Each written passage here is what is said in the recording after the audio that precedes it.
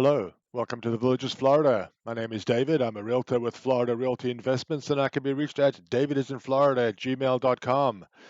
I'm going to start this week's show by teasing you some new graphics that we've developed here. This map of the Villages and its surrounding area shows us all of the listings that are currently available in the Villages.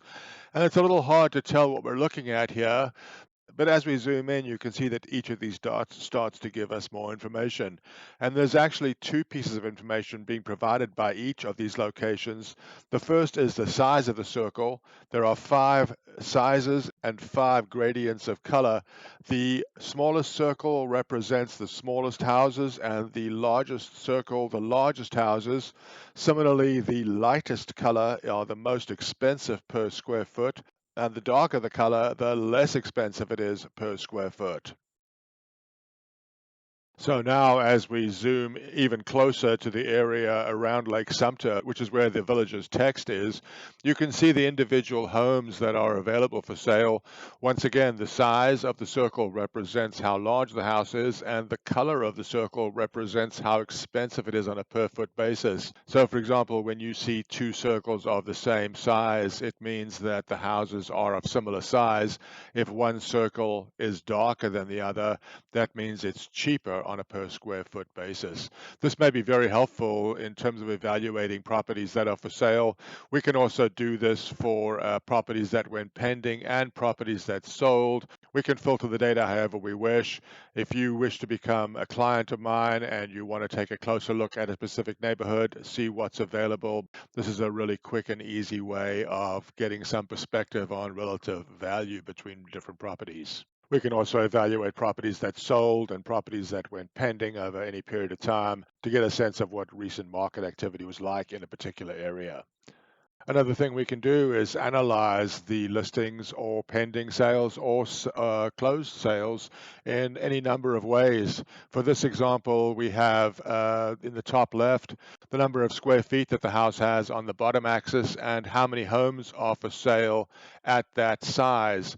Moving to your right, you're looking at current price on the x-axis and the dollar per square foot price on the y-axis. Any of these dots can be hovered over to reveal information as to exactly which property it is. Also, we can take a look at the bottom left, which shows a current price and how many homes are available at that price. And the last item we see on the bottom right is the price per square foot on the x-axis and how long the home has been on the market measured in days. So this is something that I'm offering to prospective clients. If you get in touch with me, I'll be happy to get on a Zoom call with you and examine in detail using this kind of data any area that interests you, and we can see if a property stands out either by value or size, or we can take a look at properties that went pending or sold over any designated period to get an idea as to what an appropriate offer amount might be. So after all of that ado, let's move on to this week's Real Estate Villages update. First, I would like to caution you to check today's date. We produce the show every Monday. Make sure you're getting the most recent information. Secondly, all of this information is drawn from the Multiple Listing Service, the MLS. Does not include any information from the village's own internal listing service, the VLS. So let's begin. We start with total listings, which this week number 326, ranging in price from $145,000 to $2.1 million. Looking at this graph, you can see that the number of listings continues to increase and basically has continued almost uninterrupted for the last 6 months or so. This is a breakdown of the listings by price segment. The most active price segment, the $300,000 to $500,000 range. Currently, there are 204 listings. Last week, there were 192. The week prior to that, 193. The week prior to that, 181. And the week prior to that, 169. This graph shows us the median listing price per square foot for all listings. This week it's $265.62, up a little from the last 3 weeks, but still at the lower end of the range. This is the median time on the market for all listings, 42 days the median time, down quite dramatically from the last couple of weeks, but still holding above 40 days, which is a lot more than the sub 20 that we saw almost a year ago. Later in the show, I'll cover what percentage of homes are going pending within 7 days of being listed. Here we look at new listings and pending home sales. Over the last 7 days, there were 25 new listings and 25 homes went pending. On the graph, the blue line are new listings and the pending home sales are orange bars. You can get some sense of how many properties are entering and leaving the market every 7 days.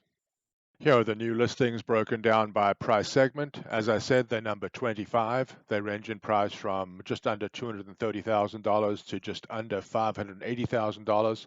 In the most active price segment, the $300,000 to $500,000 range, there were 17 new listings this week. Last week, 19. The week prior to that, 28. The week prior to that, 26. And the week prior to that, 11. It's interesting as you look at this to notice how few homes over $700,000 have been offered over the last 4 or 5 weeks. This is detail on the median price per square foot on the homes that went pending over the last 7 days. 245.46 is the number. This is down from the 260 odd that we saw last week. Here we take a look at how long the homes that went pending over the last 7 days had been on the market. 25 days, the median time.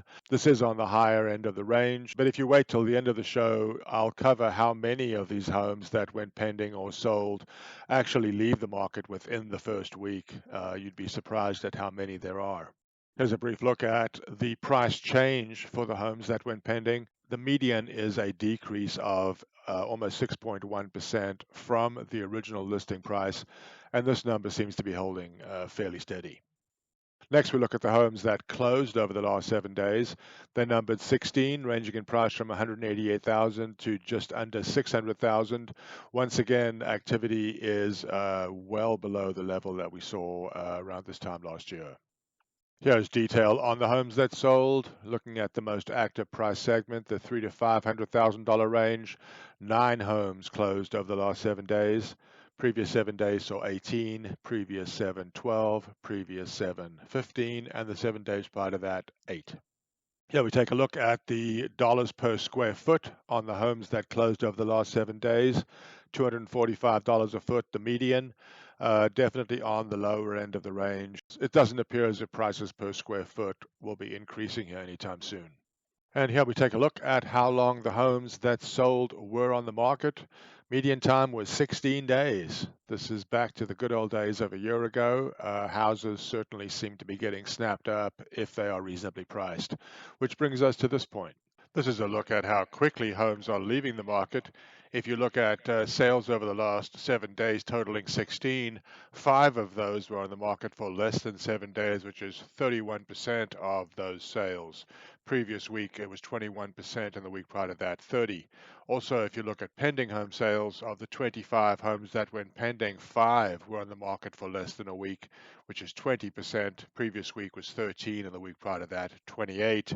Also, looking at total listings of 326, 69 of those have been on the market for more than 100 days, which is 21%. It was 21% of all listings for last week and for the week prior. And the last 2 things we look at are what percentage of listings have had a price decrease from their original asking price. 50.31% of all listings have decreased their asking price from the original listing price. Here we take a look at what the median change from the original listing price was for all listings. A decrease of almost 4% is the median change for all listings from the original listing price. Keep in mind that these graphs may not be providing the information that we need because since there are so many new listings, many of them will have reached the market at new, more realistic asking prices and therefore wouldn't have needed to reduce their asking price. So that concludes this week's look at the Villages real estate market. If you're interested in buying or selling a home in the Villages, or you'd like to research an area, or you have general questions on the Villages itself, please reach out to me at davidisinflorida@gmail.com. I'll be happy to answer any questions that you have. Hope to hear from you. Take care.